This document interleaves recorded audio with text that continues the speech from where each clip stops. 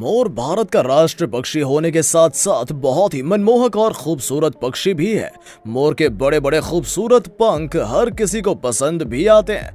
ये बात तो हम सभी जानते हैं कि मोर हमारा राष्ट्रीय पक्षी है, लेकिन आज भी ऐसी बहुत सी बातें हैं मोर के बारे में जिन्हें आमतौर पर लोग नहीं जानते। जैसे कि एक कहावत मोर के लिए बहुत ही ज्यादा प्रचलित है कि मोर कभी संभोग नहीं करते, लेकिन दोस्तों ये हकीकत नहीं है। हकीकत क्या है आज की हमारी इस वीडियो में हम आपको बताएंगे। तो चलिए जानते हैं मोर से जुड़ी कुछ ऐसी बातें जिनके बारे में आज से पहले आपने शायद ही सुना हो। मोर की 3 प्रजातियां होती हैं, जिसमें से 2 प्रजातियां एशियाई प्रजातियां हैं और एक अफ्रीकी प्रजाति है। और इनमें से जो 2 एशियाई प्रजातियां हैं उनमें से एक है ब्लू इंडियन पिकॉक, जिसे हम भारतीय मोर भी कहते हैं, और दूसरी है ग्रीन पिकॉक यानी कि हरा मोर। और जो तीसरी प्रजाति है उसे हम कांगो के नाम से जानते हैं। वैसे तो मोर एक पक्षी है, लेकिन वो जमीन पर ही रहना पसंद करते हैं। वो खेत, जंगलों एवं गर्म क्षेत्रों में ही रहना पसंद करते हैं। मोर एक सर्वाहारी पक्षी होता है। वो मुख्य रूप से पौधों, फलों, बीजों, फूलों को ही खाता है, लेकिन वो कभी कभी चींटियां, कीड़े मकोड़े जैसी चीजों को भी खा लेता है। आमतौर पर मोर सबसे ज्यादा अनाज ही खाते हैं। मोर किसी भी पदार्थ को खा सकते हैं, चाहे फिर वो जानवर हो या फूल या फल या कीड़े मकोड़े हो। मोर कभी भी अकेला रहना पसंद नहीं करते। वो हमेशा अपने परिवार या छोटे समूह में ही रहना पसंद करते हैं। उन्हें अकेला रहना बिल्कुल पसंद नहीं है। ये बेहद मिलनसार किस्म के पक्षी हैं।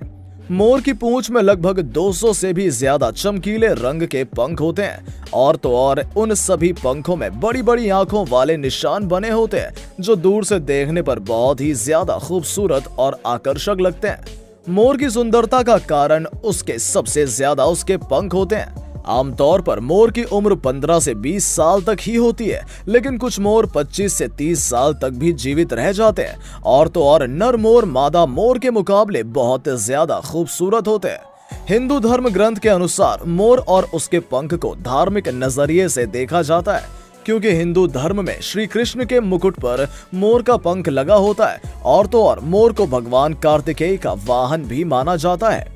वैसे तो मोर की आवाज बहुत ही ज्यादा तेज और कठोर होती है, लेकिन ये हमेशा एक जैसी आवाज नहीं निकालते हैं। मोर हमेशा अपनी आवाज बदल बदल कर निकालते हैं, और ये जब भी आवाज निकालते हैं इसकी आवाज बहुत तेज और बहुत दूर तक जाती है। मोर के शरीर के सजावटी और सुंदर हिस्सा उसके पंख होते हैं। एक मोर के उसके पंख पूर्ण रूप से विकसित होने में करीबन 3 से 4 साल लग जाते हैं। वैसे तो मोर को भारत का राष्ट्रीय पक्षी माना जाता है, और तो और हिंदू धर्म में भी मोर की बहुत अधिक मान्यता है।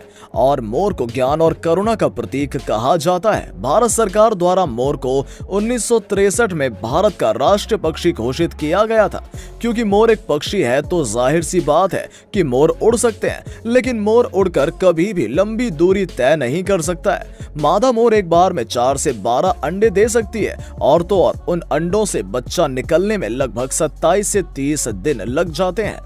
जंगल में पाए जाने वाले मोरों का जीवन काल बहुत ही कम रहता है, क्योंकि शिकारियों का भय और कठोर मौसम के कारण अपना पूरा जीवन नहीं जी पाते हैं। वहीं चिड़ियाघर में रहने वाले मोरों का जीवन काल 30 से 32 साल तक भी हो सकता है। मोर के पंखों के लिए कभी भी मोर का शिकार करने की जरूरत नहीं है, क्योंकि ये हर साल गर्मी का मौसम खत्म होते होते ये अपने पंख खुद ब खुद झाड़ देते हैं, और उसके कुछ समय बाद नए पंख आने शुरू हो जाते हैं।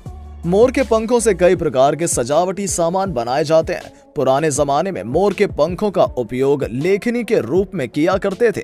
गौरतलब है कि पत्रकार से बातचीत के दौरान शर्मा जी ने कहा था, जो मोर है ये आजीवन ब्रह्मचारी है। वो कभी भी मोरनी के साथ सेक्स नहीं करता। इसके जो आंसू होते हैं, मोरनी उसे चुगकर गर्भवती होती है, फिर मोर या मोरनी को जन्म देती है। अब हम आपको बताते हैं कि इस बात में आखिर कितनी सच्चाई है। विज्ञान के अनुसार भारतीय मोर यानी पावो क्रिस्टेट्स झुंड में रहने वाला पक्षी है।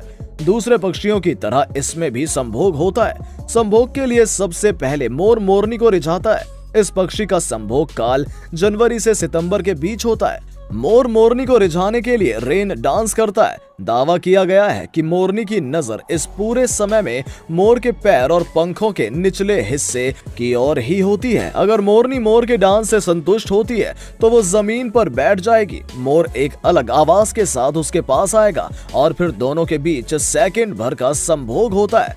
संभोग की क्रिया के पहले मोर द्वारा निकाले जाने वाले आवाज से भी जीव विज्ञानियों को आश्चर्यचकित किया कि आखिर मोर ऐसा करता क्यों है, क्योंकि ये मोर के शिकारियों को भी आकर्षित कर सकता है। तो दोस्तों आज के लिए बस इतना ही। आज की हमारी ये वीडियो आपको कैसी लगी, और साथ ही अगर आपको मोर पसंद है तो कमेंट सेक्शन में कमेंट करके जरूर बताइएगा। और दोस्तों अगर वीडियो अच्छी लगी हो तो इसे लाइक करें, अपने दोस्तों के साथ शेयर करें, और अगर आप हमारे चैनल पर नए हैं तो जल्द से जल्द हमारे चैनल को सब्सक्राइब जरूर कर दें, जिससे कि इस तरह की इंटरेस्टिंग वीडियोस आपको देखने को मिलती रहें सबसे पहले।